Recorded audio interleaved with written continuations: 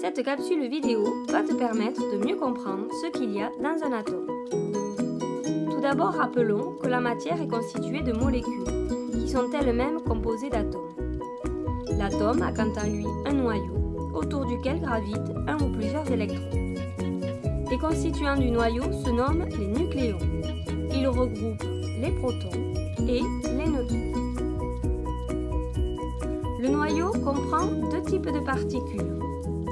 Des particules de charge positive, les protons, et comme leur nom l'indique, des particules de charge nulle, les neutrons. Les électrons sont quant à eux de charge négative. On remarque dans cet exemple qu'il y a 8 électrons représentés en bleu, mais aussi 8 protons représentés en rouge. En effet, dans un atome, il y a toujours autant de protons que d'électrons. C'est pour cela que l'atome est électriquement neutre. Il existe 118 atomes différents connus de nos jours, dont la plupart sont regroupés dans cette classification périodique. On y trouve par exemple l'atome d'hydrogène et l'atome d'oxygène. Mais qu'est-ce qui différencie ces deux atomes ?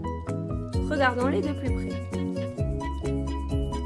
Nous avons vu précédemment qu'un atome comporte autant de protons que d'électrons. Donc ici l'atome d'hydrogène a un électron, puisqu'il a un proton, et l'atome d'oxygène en a 8. Leur composition n'est pas la même. Comment représenter la composition de ces différents atomes ?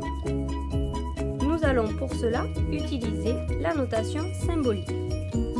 Elle comporte le symbole de l'atome, avec en haut à gauche le nombre de nucléons, qui sont les constituants du noyau. C'est le nombre de protons plus le nombre de neutrons. Et en bas à gauche, ce que l'on appelle le numéro atomique, qui est le nombre de protons. Pour trouver les symboles des atomes, il suffit de regarder la classification périodique.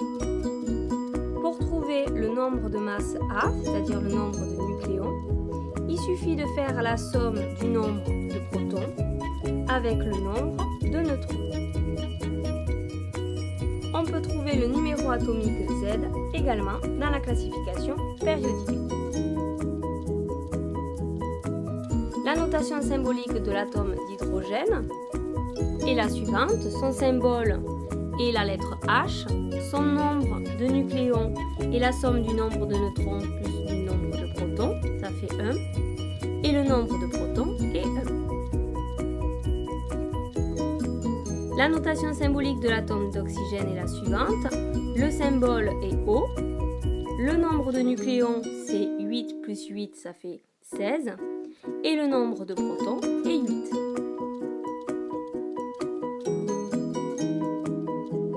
Maintenant, comment fait-on si on a la notation symbolique pour trouver la composition d'un atome ? Par exemple, ici l'atome de cuivre. Quel est son nombre de nucléons ? C'est tout simplement le nombre en haut à gauche, donc 63. Le nombre de protons, c'est le nombre en bas à gauche, donc 29. Quel est le nombre de neutrons ? Le nombre de neutrons peut se calculer en soustrayant le nombre de protons au nombre de nucléons. Et on trouve 34. Le nombre d'électrons est le même que celui des protons.